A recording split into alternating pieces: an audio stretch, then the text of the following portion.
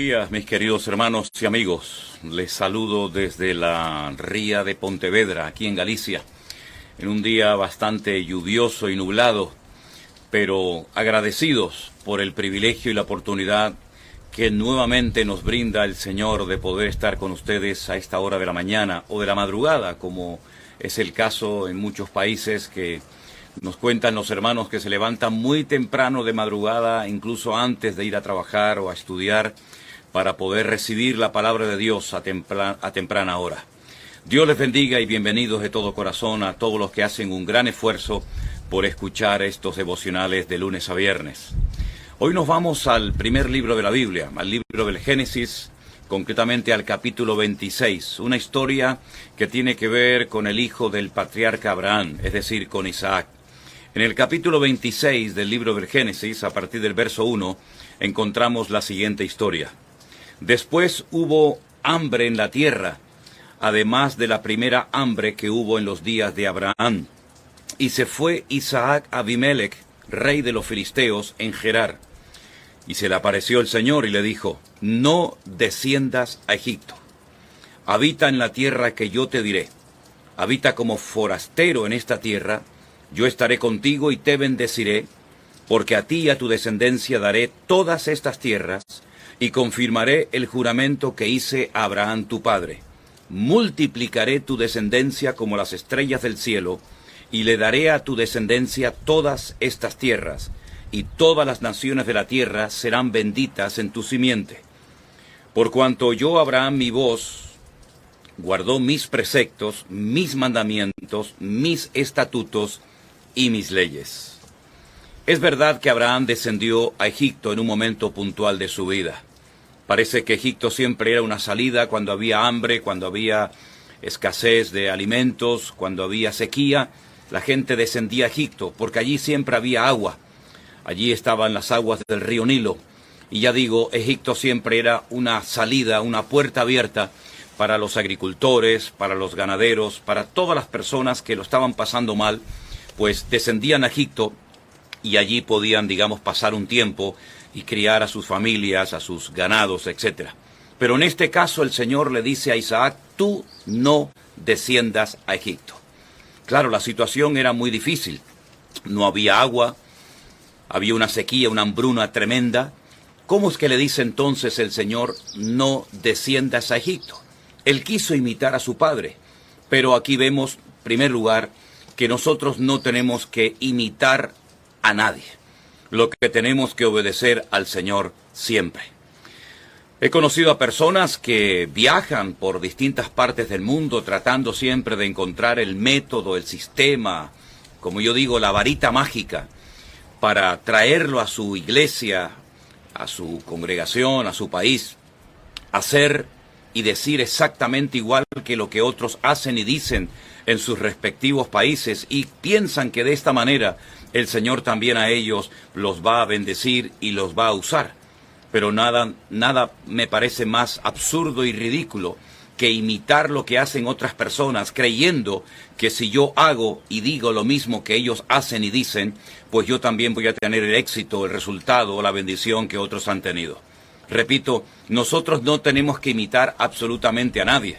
Lo que tenemos que es descubrir cuál es el llamado, cuál es el propósito, para qué el Señor me ha levantado a mí y me ha puesto en primera línea en su obra, y obedecer al Señor y descubrir el propósito, el diseño, el plan de Dios para mi vida. Cuando una persona tiene que imitar lo que hacen o lo que dicen los demás, una de dos: o no tiene nada que aportar al reino de Dios, o en el fondo probablemente lo que busca es que lo que otros han hecho le dé resultado a él, porque él todavía no ha descubierto el plan y el diseño de Dios para su vida. En ese año que el Señor le dice a Isaac: tú no desciendas a Egipto, él tuvo que quedarse en aquel lugar y no era fácil obedecer esta orden. No había agua, no había ninguna posibilidad de empezar una vida nueva, pero en Cristo, en Dios, cuando hay obediencia, cuando hay orden, cuando acatamos sus mandamientos, claro que hay esperanza.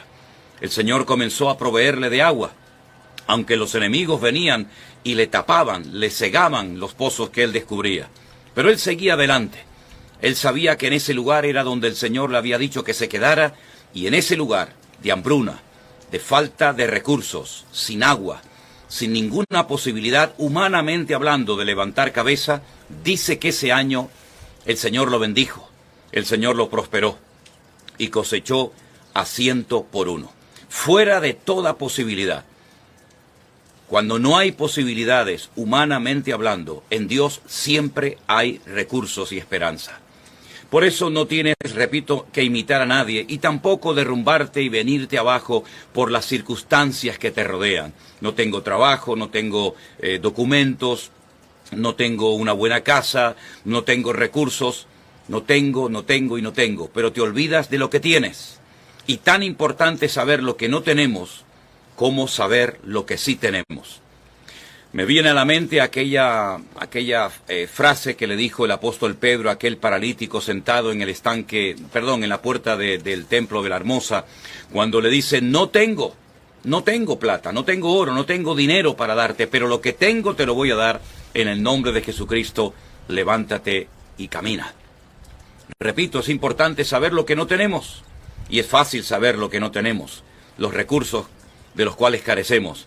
Pero es muy importante saber que tengo el poder en el nombre de Jesús para orar, para reclamar victorias, para ver puertas abiertas, para ver cómo el Señor me guía y me muestra el propósito suyo para mi vida. Tengo su palabra, tengo sus promesas que son vivas y eficaces, son todas sí y amén en Cristo Jesús. Es decir, que no vamos a estar quejándonos por lo que no tenemos, vamos a comenzar a gozarnos y a usar lo que gracias al Señor ya tenemos. Tenemos recursos ilimitados, porque no son nuestros recursos humanos, son los recursos divinos, son los recursos de nuestro Dios, que ha prometido estar con nosotros todos los días hasta el fin del mundo.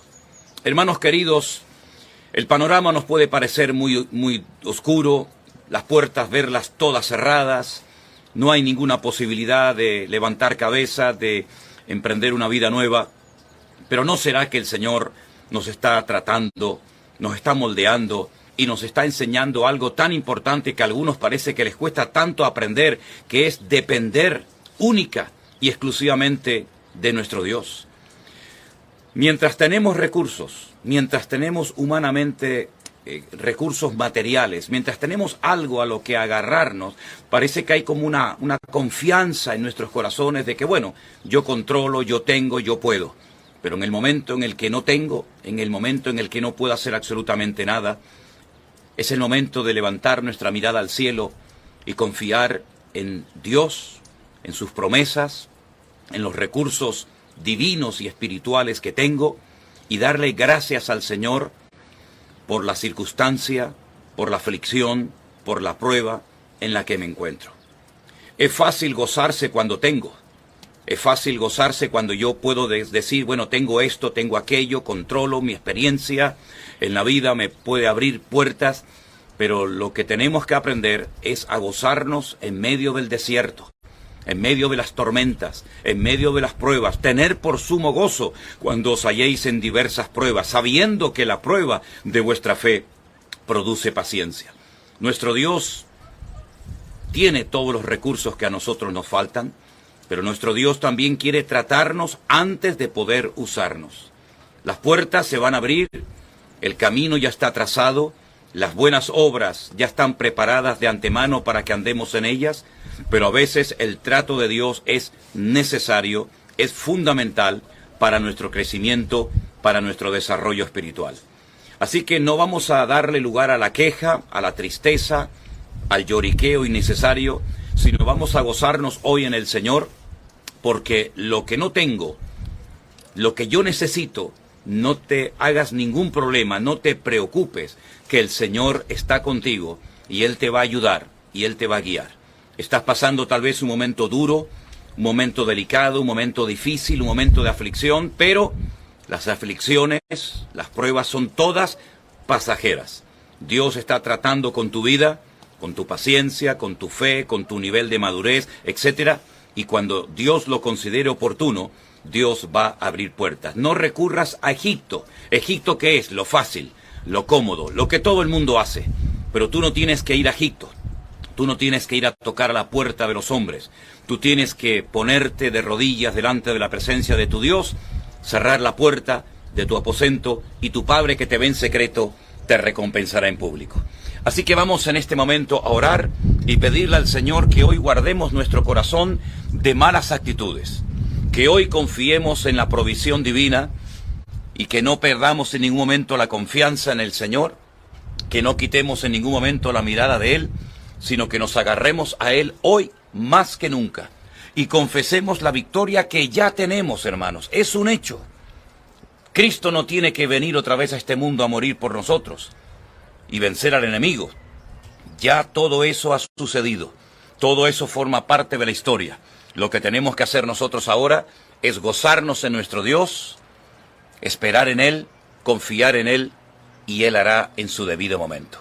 Oramos, mis queridos hermanos, poniendo como siempre nuestra confianza y nuestra mirada en el Señor, sabiendo que Él tiene todo bajo su control y que Él sabe perfectamente lo que tiene que hacer en nuestras vidas. Oramos. Bendito Padre Celestial, muchísimas gracias, Dios mío, en este día, por este privilegio que nos das de comenzar un nuevo día. Que no quitemos la mirada ni la confianza de ti en ningún momento. Señor, no vamos a descender a Egipto. No vamos a recurrir a lo fácil, a lo cómodo, a lo que todo el mundo hace para salir de un momento difícil en el que me encuentro. Voy a clamar a Dios y Él en medio de la angustia me responderá. Y tú estarás conmigo mostrándome tu propósito y tu voluntad. Y yo pido que en este día mi fe no decaiga, mi ánimo no decaiga, que no aparte la mirada de ti ni un momento, y que hoy vea tu victoria y puertas abiertas. Te daré gracias y la gloria siempre, en el nombre de Jesús. Amén y amén. Pues, mis queridos hermanos, independientemente de las circunstancias en las que nos encontremos, nuestro Dios no ha cambiado. Él es el mismo ayer, hoy y por los siglos. Por lo tanto, ánimo, adelante, el Señor está contigo como poderoso gigante.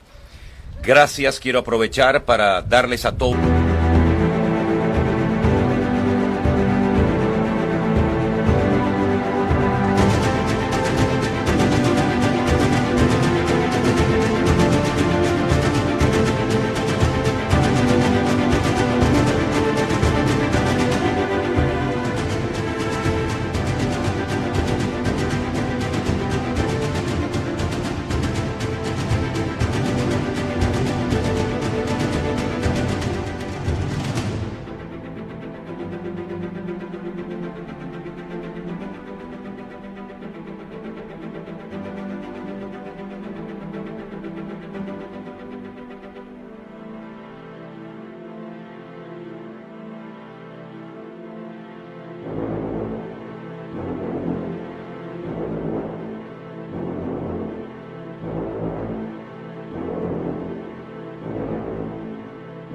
Los que oran y apoyan nuestro ministerio fielmente para que sigamos adelante compartiendo cada día la palabra del Señor y enseñando la sana doctrina a las naciones. Que Dios les bendiga y saludos, mis queridos hermanos, y a seguir confiando y creyendo que las promesas del Señor se cumplen y que Dios no nos va a defraudar ni abandonar jamás, sino que en Cristo Jesús tenemos la victoria. Dios les bendiga, mis queridos hermanos, en este nuevo día.